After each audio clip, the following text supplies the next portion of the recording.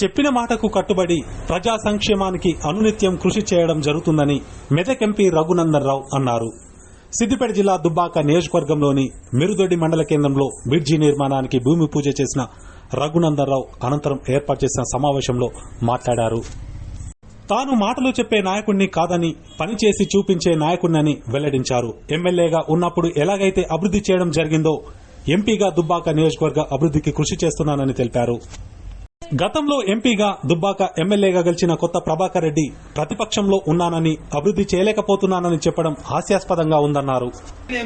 మధ్యలో లైట్లు పెట్టుడు శాతనైతే వచ్చిన వాళ్ళకి దొమ్మాట కూడా కొట్లాడి మధ్యలో డివైడర్ వేయించినాం, దౌలతాబాద్ లో డివైడర్ వేయించినాం. అట్లా ఇంకొకటి నేను మిగిలిపోయిన పని ఒకటి ఉంది. లక్ష్మీనగర్ ఊరోళ్ళకి నేను ఒక మాట ఇచ్చింటి. లక్ష్మీనగర్ ఊర్లోకి వెళ్ళి అబ్షీపూర్ పెట్రోల్ పంప్ కాడికి ఒక షార్ట్ కట్ అవుతుందని ఊరోళ్ళు అడిగితే ఒక రోడ్ వేపిస్తా అని చెప్పిన.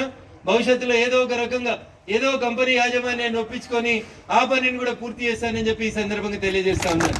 ఎమ్మెల్యేగా ఓడికి ఏం అవసరం ఉంది, లక్ష్మీనగర్ తోటి నాకు ఏం అవసరం ఉంది అని నేను అనుకోలేదు.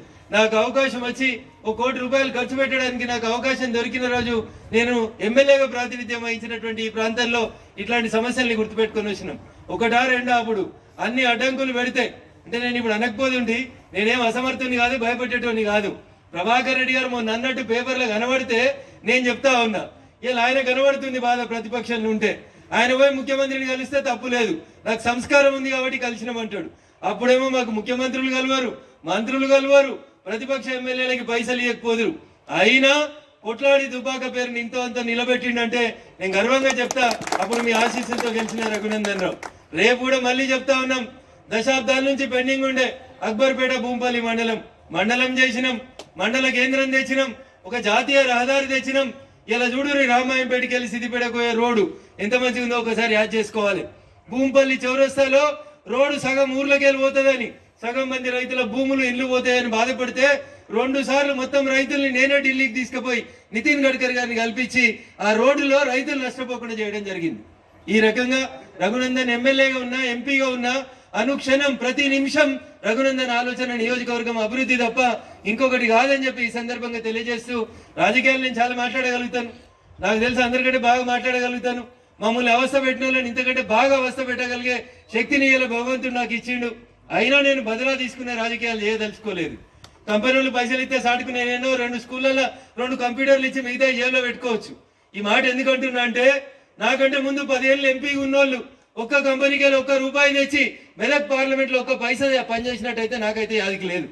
నేను గెలిచి 10 నెల ఏప్రిల్ 4కి 10 నెలలు కంప్లీట్ అయినాయి. మొన్ననే నా పుట్టినరోజు సందర్భంగా ఓ కంపెనీ వాళ్ళని బతిలాడి 7 అంబులెన్సులు 7 నియోజకవర్గాలకి 7 అంబులెన్సులు ఇప్పించినాం.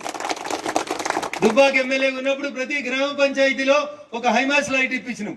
ఇప్పుడు అదే రకంగా హైమాస్ లైట్ల కరెంటు బిల్లు ఎక్కువ అవుతుందని కొంతమంది సర్పంచులు బాధపడితే మళ్ళీ ఇప్పుడు ఎంపీ అయిన తర్వాత 100 హైమాస్ లైట్లు, సోలార్ లైట్లు ఇప్పిస్తున్నాం. దుబ్బాక నియోజకవర్గాల్లో దాదాపు అన్ని ఊర్లలో లైట్లు వచ్చినాయి కాబట్టి ఇతర నియోజకవర్గాల్లో పెడతా ఉన్నాం. గెలిచి 10 నెలలు కాలేదు, అయినా 10 నెలల్లో దాదాపు ₹2 కోట్ల సిఎస్ఆర్ కింద నిధులు తీసుకొచ్చి అభివృద్ధి కార్యక్రమాలు చేస్తా ఉన్నాం. ఇక ఇది మాకు ప్రజల పట్ల ఉన్నటువంటి కన్సర్న్. ఇది భారతీయ జనతా పార్టీ నాయకులుగా నరేంద్ర మోడీ గారి నాయకత్వంలో అంత్యోదయ గరీబులకు న్యాయం చేసిన రోజే పార్టీకి మంచి పేరు వస్తుంది అనేటువంటి లక్ష్యంతో పార్టీ పెద్దలు చెప్పినటువంటి సూత్రాన్ని అక్షరాల అమలు చేస్తూ ఏడ రోడ్లు లేకుండానో మా అల్వాల్ వాళ్ళు కనబడుతున్నారు. అల్వాల్ రోడ్ ఎంత అందంగా ఉండేనో వాళ్ళకి తెలుసు. 20 ఏళ్ల కింద వేసిన డాంబర్ రోడ్డు, ఆ స్కూల్ దగ్గర నుంచి మొదలుకుంటే అల్వాలకి వెళ్ళి రోడ్డు ఎట్లయినా ఈ రోడ్లు ఒకసారి యాదికుంచుకోరు. మెట్టుకెళ్ళి అల్వాలకి వెళ్ళి వచ్చే రోడ్డు నేను ఎమ్మెల్యే దిగిపోగానే ఆగిపోయింది.